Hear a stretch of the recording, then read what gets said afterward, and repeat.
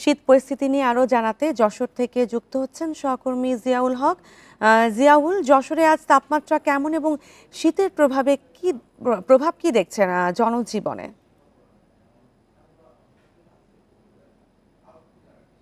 দেখুন, আজ কিন্তু যশোরে 11.8 ডিগ্রি সেলসিয়াস তাপমাত্রা রেকর্ড করেছে, যেটি চলতি মৌসুমে কিন্তু দ্বিতীয় রেকর্ড। এর আগে গত 8 তারিখে 11.4 ডিগ্রি সেলসিয়াস রেকর্ড করা হয়েছিল। আমরা কিন্তু দেখছি যে চলতি মৌসুমে কিন্তু আসলে শীতের যে প্রকোপটি সেটি কিন্তু এখনো পর্যন্ত পড়েনি। অন্যান্য বিগত বছরগুলোতে আমরা দেখেছিলাম যে সচরাচর নভেম্বর মাস থেকেই কিন্তু শীত পড়ে। পর্যন্ত যে পরিমাণে শীত পড়ার কথা সেটি কিন্তু আমরা দেখছি না। তবে সবচেয়ে বেশি সমস্যা যেটি হচ্ছে সেটি হচ্ছে ঘন কুয়াশা থাকছে।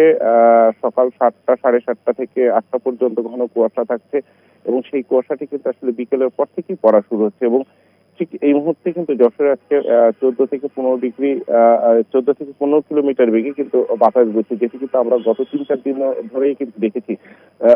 সমস্যাটি মূলত হচ্ছে আসলে বিকেলের পর থেকে শুরু করে সকাল পর্যন্ত, ভোর পর্যন্ত। এরপর থেকে যখন সূর্য উঠছে তারপরে কিন্তু আবহাওয়া কিছুটা স্বাভাবিক হয়ে যাচ্ছে। আমি আবহাওয়া অফিসের সাথে কথা বলেছিলাম, তারা আমাকে জানিয়েছেন যে এই আগামী কয়েকদিনের ভিতরে কিন্তু যশোরে শৈত্যপ্রবাহ দেখা দিতে পারে, শুরু হতে পারে এবং এরপর থেকে কিন্তু হয়তোবা তাপমাত্রা অনেক কমে যাবে এবং সেটি কিন্তু পুরো মাস জুড়েই চলতে পারে, এমনটি কিন্তু আবহাওয়া অফিসের পক্ষ থেকে বলা হয়েছে। এবং তারা কিন্তু আগামী যে পূর্বাভাস দিয়েছে সেখানেও কিন্তু বলা হয়েছে যে জানুয়ারি মাস নাগাদও কিন্তু বেশ কয়েকটি শৈত্যপ্রবাহ থাকবে এবং সে সময় কিন্তু তাপমাত্রা অনেকটা নিচে নেমে আসতে পারে এবং সেটি কিন্তু 6 থেকে 7 ডিগ্রি সেলসিয়াসে কিন্তু আসতে পারে।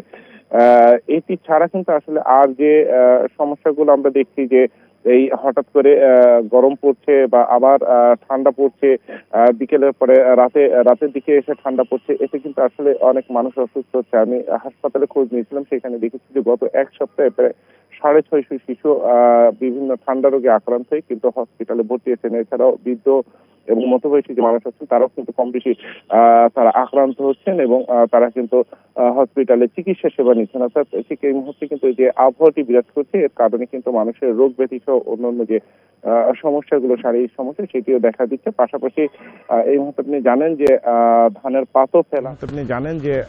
ধানের পাতও ফেলা হয়েছে, সেটিও কিন্তু কিছুটা ক্ষতিগ্রস্ত হচ্ছে, যেহেতু ঘন কুয়াশা পড়ছে দীর্ঘ একটি সময় ধরে, সেটিও কিন্তু ক্ষতিগ্রস্ত হচ্ছে, এমনটি কিন্তু কৃষি বিভাগের পক্ষ থেকে জানানো হয়েছে।